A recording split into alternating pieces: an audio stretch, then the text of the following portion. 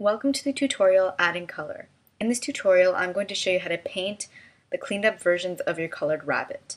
So here in the rabbit clean layer I have the front, 3/4, and profile views of my rabbit fully inked, but I'm going to keep a copy of this inked layer in case I ever need to go back to it. So I'm not going to paint directly on this layer, I'm going to make a duplicate and rename that duplicate Rabbit Color, and color on this layer, which is a duplicate of my clean layer. So the fastest way to paint is to select a color from the color palette here. These are some of the default colors in the default color palette. And then to go to the Tools toolbar and select the Paint tool, or use the keyboard shortcut Option K on Mac or Alt K in Windows, and then just to click in a closed zone. So here the zone is fully closed. If it doesn't paint, generally it's because there's a small gap somewhere that you can't see, but otherwise you should be able to just click in a zone and paint. So let's undo that. So when I was working on the dojo, I just added some colors to the default palette, but something that's probably more efficient to do is to create your own palette, which I did here, the rabbit palette, and add colors to a specific palette that belongs to a specific character. And the way I did that is I just went to the menu here at the top and went to Palette, New. It brought up this dialog box. I typed in rabbit and OK, and then added colors to this palette here. So the way you can add swatches to a palette is that you can click on a swatch that is closest to the new color that you would like to create, and you can click on the Add Color button here, just like that. And a copy will be made of the color that was previously selected. Now if you want to change this color, you can double click on the swatch and it brings up the color picker window. And in the window you can change the color as well as change the name of the swatch. I'm going to call this interior mouth because it's going to be the color of the inside of the rabbit's mouth. And it's always good to name your swatches because otherwise you might forget which swatch belongs to what part of the rabbit. There'll be several versions of pinks and reds, so it's good to name it right away. Then I could close this color picker window and my swatch would remain in my color palette, or I could press on the Add Color button again and create a new swatch right away. So I could change the color here, and then add a new swatch, and then change the color here, and add a new swatch, and keep going like that until I made all the colors that I wanted. But I'm going to delete these here, and you can do that by clicking on the Delete Color button. So we're going to keep the internal mouth. Then if we want to create a gradient swatch, we can do the same thing. Click on the Add Color button, double click, and here I'm going to actually make this the tongue, so I'll rename it right away. I can decide to make this a gradient instead of a solid. The solid's the default, but you can make this a gradient. And in the gradient, you can add as many of these markers as you want. The minimum is 2 for a gradient. So if I change the marker here in the first that's selected by the square, that's how you can tell this one's selected. If I click here, it'll change the color of this marker here, like that.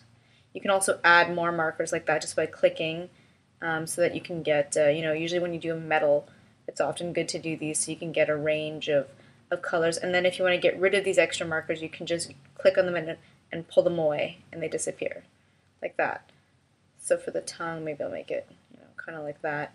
So that's the gradient. You can also change the alpha here as well. So if you turn this down, it'll be semi-transparent, but on a gradient, because this marker is selected, it's only making this color semi-transparent. If you then click on the other marker, you'll see it's still at full opacity.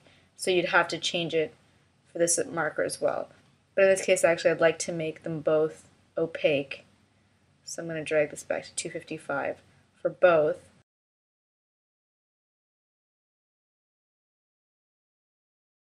So the next thing I'd like to show you how to do is to add a textured swatch. And you do this by clicking on the third button in a row here, which is the Add Texture button. It's the plus sign, little t. And instead of the color picker window opening up, the load texture file browser window opens up and allows you to search on your computer for either a TGA, a Targa file, or a PSD file. So I'm going to select this one here, Japanese print, and click open. Just like your gradient or your solid swatch textures, you can always double click on the name to rename your swatch. And I'm going to name it Japanese print. And then I'm going to select my textured print, and with the paint tool still selected, I'm going to fill in the different zones of my Karate Rabbit's robe, like that. And I'm also going to do that actually for the tongue. For now, we'll use it to fill in the ears. Because what I'd like to show you as I zoom in is that although you use this texture without making any changes to fill in these zones, you'll notice they filled in at different sizes. So a way to correct this, as well as be able to adjust the orientation or scale of your texture, is by going under the Contour Editor tool and by selecting the Edit Gradient Texture tool. And with this tool, if you click in a zone that's been painted with either a texture or gradient, you have the ability to change the orientation, the scale, the position, whatever you want of the texture. So let's say I like it like that.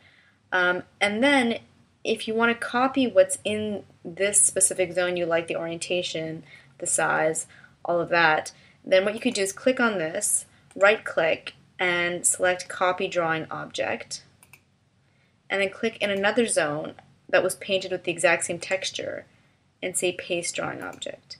And now, as you'll see, these are the same size, and you can do that throughout. So Paste Drawing Object.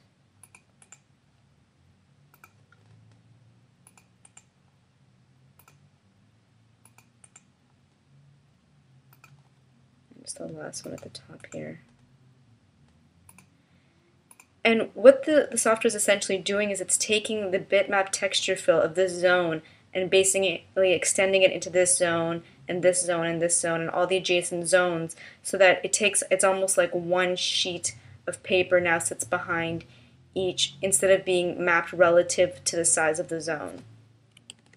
And the same thing goes for the gradient here. If you click on it with the Edit Gradient Texture tool selected, you have the option of changing the orientation of the gradient, which side is more pale, which side is more saturated. You can extend it to make, you know, the paleness last longer, or a certain part of the gradient extend farther out. And you also have the same ability to copy this and then paste it into the ear beside. So here it's very pale, and this paleness is extending over to the paleness over here. And if I double click back on the tongue swatch and change it from linear to radial, and then click in the ear again, you'll see that the Edit Gradient Texture tool changes into a circle, because this is now a radial gradient, and you have to be able to adjust the gradient in terms of a radius and a circle and the properties of a circle,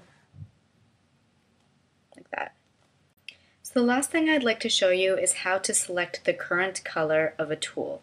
So right now in your color palette, your three tools, the brush, the pencil, and the paint tool, are all linked in color. If you select one swatch, the color of all three of these tools get changed automatically. But if you decide that you'd like to change these independently, you only need to click on this button here, Unlink Three Colors. And so now these three colors can be selected separately. So this we can make black, the pencil tool we can make, say, blue, and the paint tool, let's make yellow. And what this is useful for is that you don't have to jump back and forth between the different tools or keyboard shortcuts and the color palette. You can paint or draw something using a central vector line tool, then fill it with the paint tool, and then say draw something with, you know, the paintbrush tool. So, you know, without having to go back and forth, which is quite useful. So that's it for the tutorial adding colors. Stay tuned for the next tutorial, painting using the paint tool.